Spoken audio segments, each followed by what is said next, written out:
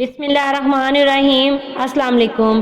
آج میں آپ کو حضرت انس رضی اللہ تعالیٰ عنہ کی شہادت کا ایک واقعہ سناتی ہوں۔ حضرت انس رضی اللہ تعالیٰ عنہ بن نضر ایک صحابی تھے جو بدر کی لڑائی میں شریک نہیں ہو سکے تھے۔ ان کو اس چیز کا صدمہ تھا، اس پر اپنے نفس کو ملامت کرتے تھے کہ اسلام کی پہلی عظیم الشان لڑائی اور تو اس میں شریک نہ ہو سکا۔ اس کی تمنا تھی کہ کوئی دوسری لڑائی ہو تو حوصلے پورے کروں۔ اتفاق سے احد کی لڑائی پیش آ گئی جس میں یہ بڑی بہادری اور دلیری سے شریک ہوئے۔ احد کی لڑائی میں اول تو مسلمانوں کو فتح ہوئی، مگر آخر میں ایک غلطی کی وجہ سے مسلمانوں کو شکست ہوئی۔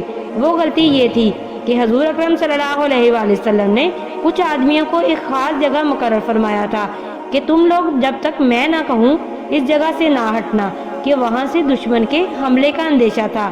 جب مسلمانوں کو شروع میں فتح ہوئی تو کافروں کو بھاگتا ہوا دیکھ کر یہ لوگ بھی اپنی جگہ سے یہ سمجھ کر ہٹ گئے کہ اب جنگ ختم ہو چکی ہے، اس لیے بھاگتے ہوئے کافروں کا پیچھا کیا جائے اور غنیمت کا مال حاصل کیا جائے۔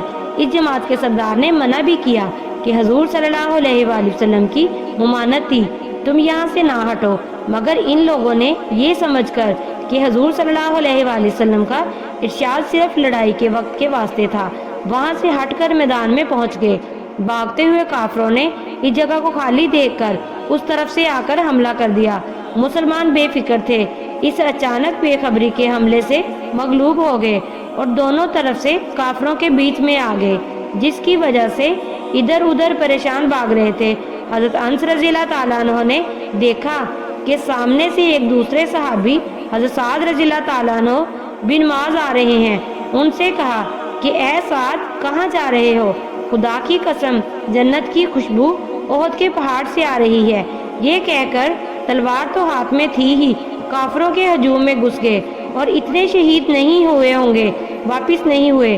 شہادت کے بعد ان کے بدن کو دیکھا گیا تو چھلنی ہو گیا تھا، 80 سے زیادہ زخم تیر اور تلوار کے بدن پر تھے۔ ان کی بہن نے انگلیوں کے پھوروں سے ان کو پہچانا۔ جو لوگ اخلاص اور سچی طلب کے ساتھ اللہ کے کام میں لگ جاتے ہیں ان کو دنیا ہی میں جنت کا مزہ آنے لگتا ہے۔ یہ حضرت انس رضی اللہ تعالیٰ عنہ زندگی ہی میں جنت کی خوشبو سونگھ رہے تھے۔ اگر اخلاص آدمی میں ہو جائے تو دنیا میں ہی جنت کا مزہ آنے لگتا ہے۔ جزاک اللہ۔